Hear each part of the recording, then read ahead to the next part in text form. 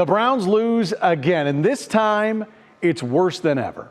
Embarrassing, painful, throw whatever word you want to throw in there. There's a lot of words I want to say right now that quite honestly I can't say. Cleveland falls to the lowly New York Jets 27-20, a Jets team that waved the white flag this week at the NFL trade deadline. A Jets team that really has given up. A Jets team that coming in was 1-7 on the season and had not won a game at home. If I'm Browns ownership, if I'm making the calls, everybody's gone. As a team, we're going to lose as a team, so we'll all own that, including myself. But it's extremely disappointing. Welcome to the worst 2 hours of football you'll watch this season. The Cleveland Browns just lost to the New York Jets. Not just any Jets team, the absolute worst Jets team we've ever seen. And somehow, the Browns found a way to make it look close. 27-20, final score. Sounds competitive, right? Wrong. This was a masterclass in how to lose a football game you have no business losing. If you haven't subscribed yet, what are you waiting for? We drop daily Cleveland Browns and NFL updates. That's all we do, all day, every day. Let's set the scene. The Browns come out of their bye week, 2 full weeks to prepare. 2 weeks to get healthy, to game plan, to fix the absolute dumpster fire that is their offense. And what do? The very first snap is a penalty. You can't make this up. The play-by-play announcer Spiro Geddes called it the worst opening sequence he had seen in his 50 years calling games. A holding penalty, a stuffed run up the middle, 2 failed screen passes. That's how you come out of a bye week when you're the Cleveland Browns. But here's where it gets absolutely insane. The Utros quarterback Justin Fields completed 6 passes. 6 in the entire game. 54 yards total. And 42 of those yards came on 1 screen pass to Breece Hall. Do the math. Justin Fields threw 5 passes for 12 yards. And the Cleveland Browns lost. Obviously, things that we need to clean up, staying on the football field, scoring points. Some early, there were some good moments coming out, going into halftime, obviously, getting that field goal executed, but plenty to clean up. Let me say that again for the people in the back. Justin Fields completed 5 passes for 12 yards, and the Cleveland Browns found a way to lose this football game. This is a team playing some of the worst quarterback football of any starting quarterback right now, and they beat Cleveland. The special teams? Absolute chaos. NFL record territory. The quickest span of time on the game clock between a punt return touchdown allowed and a kick return touchdown allowed. Special teams coordinator Bubba Ventrone? The chat was screaming to leave him in New Jersey, and honestly, they might be right. I think Bubba Ventrone need to be fired as soon as we get back to Cleveland. He needs to be fired, absolutely fired. Special teams has been horrendous the majority of the season. Think about that. In the span of 4 kicks, the Browns gave up 2 return touchdowns. And then, as if the football gods wanted to add insult to injury, a Browns player ran into his own teammate's backside on another return. This is peak Cleveland Browns football. This is the culture of losing that has infected every single level of this organization. Dillon Gabriel, the quarterback controversy that everyone's been dying to see, 2 touchdowns, no turnovers, ran for a decent amount. The stat sheet looks fine, but if you watch this game, you know the truth. He played like a backup quarterback filling in for an injured starter. Except he is the starter. The throws were off, balls behind receivers, balls over people's heads, a screen pass that sailed 12 yards over Malachi Corley's head, and Gabriel pointed to his chest like, my bad. No kidding, dude. Whose fault would it be?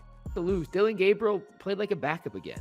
Like if Dillon Gabriel was your backup quarterback and your starter got hurt and he came in and did what he did today, you'd be like, he gave us a chance. That's exactly what a backup quarterback's supposed to do. Except that's the freaking starting quarterback that the head coach hand. There were a couple of good throws. The touchdown to Jerry Jeudy in the back corner of the end zone, beautiful route. But the ball was underthrown in a way that only Jeudy could work back to it. Was it a good throw or a lucky throw? Who knows anymore? And that's the problem. The Browns are living in this gray area where nothing is definitively good and everything feels like it's held together with duct tape and prayers. The offensive line got demolished, multiple sacks. And here's where it gets spicy. Remember last year when everyone blamed Deshaun Watson for holding the ball too long? Well, whose problem is it now? Dillon Gabriel is getting crushed back there. The line that everyone swore would be elite is getting their tails kicked up front. Head coach Kevin Stefanski, he's officially cooked. The fans are done, the analysts are done, even the people who defended him for years are throwing in the towel. Enough of Kevin Stefanski.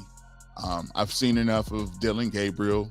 You had an opportunity to come out here and after the bye week, and you lost to a Jets team that were basically couldn't even get the shoes tied, couldn't even do anything right in the first half. You give up two plays where you're looking at punt returns and a kickoff return. And it just goes to show you, man, when you out here and you're the Cleveland Browns, you finding new ways to take L's every single week. The culture of losing is real. It's not just a talking point. When you're 2-7, when you're losing the teams that have no business beating you, when you're committing penalties at the worst possible times, that's not bad luck. That's a systemic failure. Let's talk about those penalties. 2nd and 17. The defense dials up a blitz. Jim Schwartz gets aggressive, and Breece Hall breaks free for a 42-yard touchdown. The wind gets sucked out of the building. Justin Fields can't throw the ball worth a damn all game, and they decide that's the time to blitz?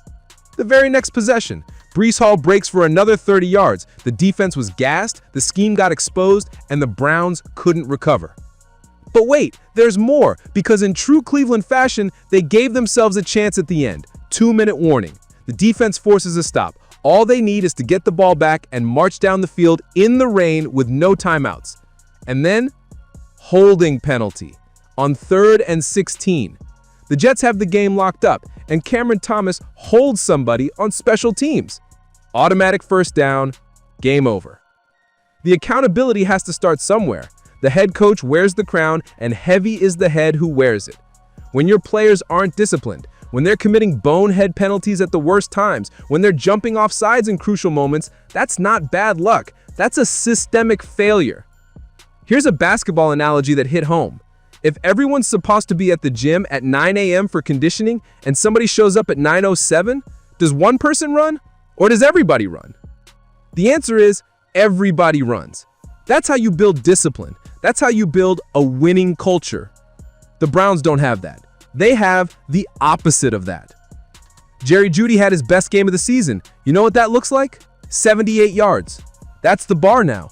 That's what qualifies as a good game for the Browns' top receiver. God have mercy.